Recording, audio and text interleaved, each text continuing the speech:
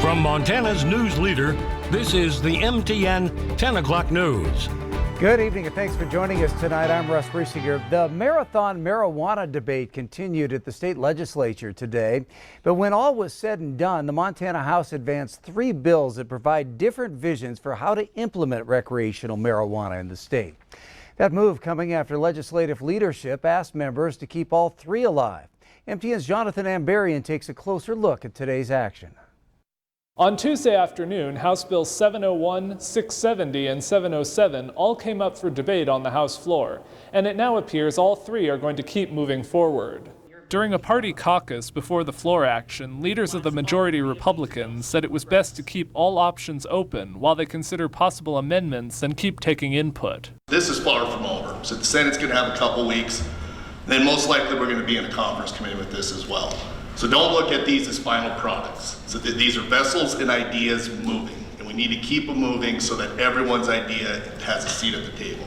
HB 701, sponsored by Representative Mike Hopkins, a Republican from Missoula, passed 59 to 41. It would require counties to opt in to allowing marijuana businesses and send some of the tax revenue to Governor Greg Gianforte's Heart Fund account for mental health and substance abuse treatment. Lawmakers considered 30 amendments to the bill and adopted 16, including removing a proposal to allow a local option tax on marijuana sales. The job that was set before us was delivering to the people of Montana controlled, safe, responsible system for the implementation of adult use marijuana here in the state of Montana, and I think that by the time that we walk out of these doors, we will have fulfilled that requirement. 670 and 707 both passed 67 to 33 on near party line votes. 670 from Republican Representative Derek Skees of Kalispell would use tax revenue to set up a trust fund to address negative impacts of marijuana use. Montana makes money from the use of marijuana, and we use it specifically to deal with the hundreds of problems we're going to get.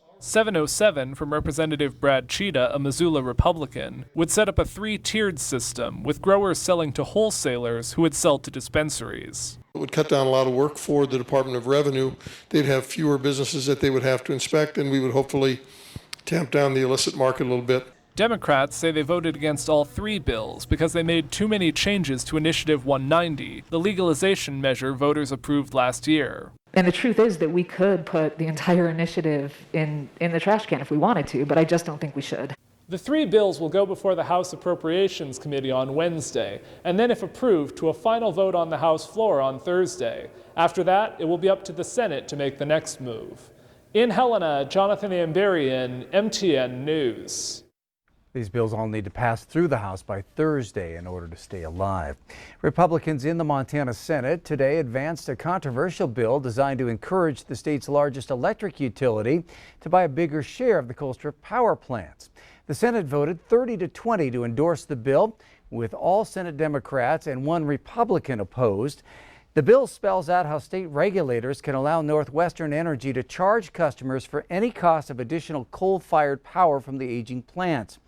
Northwestern has said it wants to acquire a bigger share of Colstrip, but wants to make sure it recovers any costs. Opponents to the bill called it a blank check for Northwestern, allowing them to pass on the cost of Colstrip even if cheaper alternatives are available.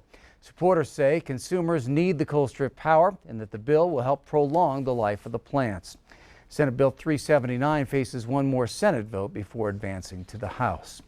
This week marks a milestone for our state with the largest supply of COVID-19 vaccines coming down the line.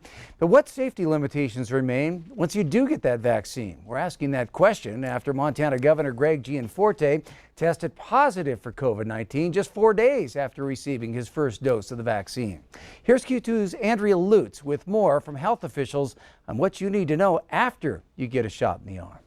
Right after you get your COVID vaccine, health officials say not so fast. I think that is part of the confusion, is you think that as soon as you get the shot that you're now protected. It could take weeks for its effectiveness to take hold. And it really takes 2 weeks for your body to fully mount an adequate response. That's because the vaccine needs enough time to provide protection. So there always are going to be some breakthrough cases after someone has been fully vaccinated. And Dr. Megan Littlefield with Riverstone Health says on top of that, there's this. No vaccine is 100% effective. Not just the COVID vaccines, no vaccine is 100% effective. She says there's one major misconception, though, about vaccines in general to address. I just want to dispel that myth that if you get the COVID vaccine, it is not going to cause you to get COVID, because it is not the actual virus that you're getting exposed to. So those typical COVID precautions should still be followed.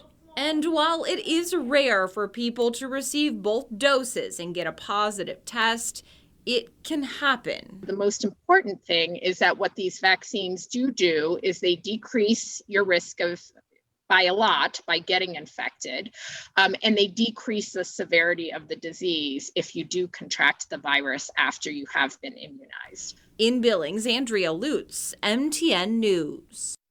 Thanks, Andrea. As far as how long the vaccine is effective, that's to be determined. Research has shown that the Pfizer vaccine is effective for at least 6 months, but no word yet from researchers on whether a booster will be needed months from now. Montana's First Lady, Susan Gianforte, has now tested positive for COVID-19 just a day after Governor Greg Gianforte tested positive. The First Lady is said to be asymptomatic and is currently isolating with the governor at their home in Bozeman. According to the governor's office, Governor Gianforte continues to exhibit mild symptoms, including fatigue, but otherwise feels okay. He's keeping up with his full schedule and continues to handle the state's business remotely.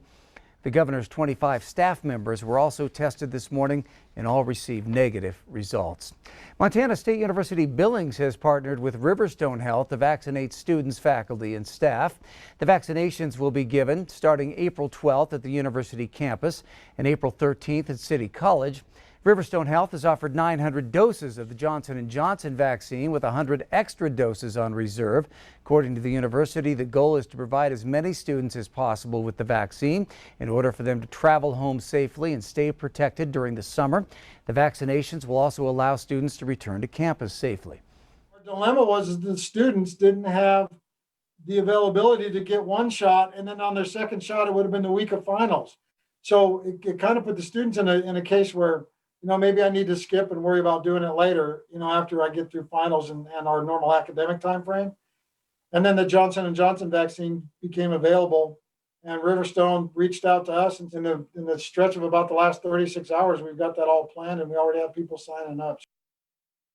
Nordell says the university is hoping that at least half of those provided doses are utilized to help flatten the curve.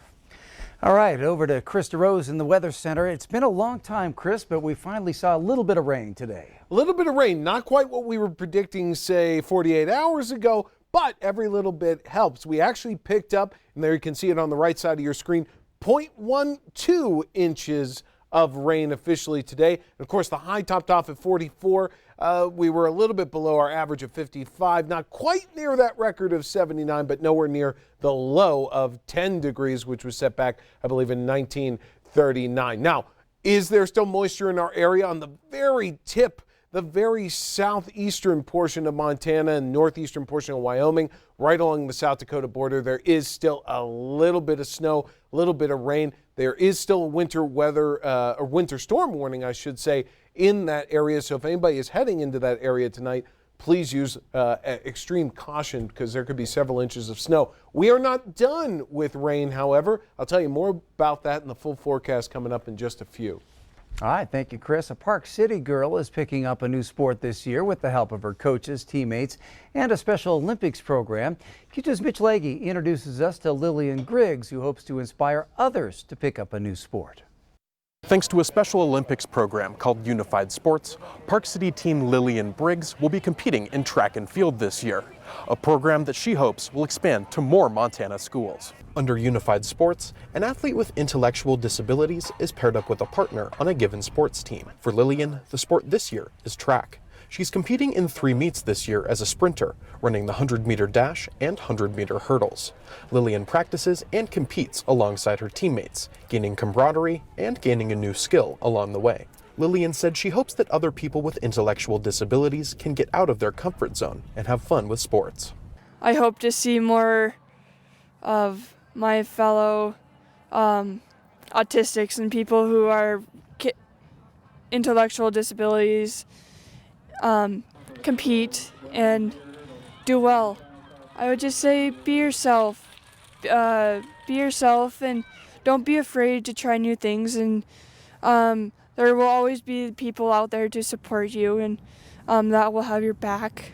Lillian will be competing at a track meet here at Laurel High School this Saturday at 9:30 a.m. Reporting in Laurel, Mitch Laggy, MTN News. Thanks, Mitch. And after high school, Lillian plans to attend Montana State University in Bozeman to study anthropology or history. Still ahead on the... I'm Mike Dennison at the Capitol.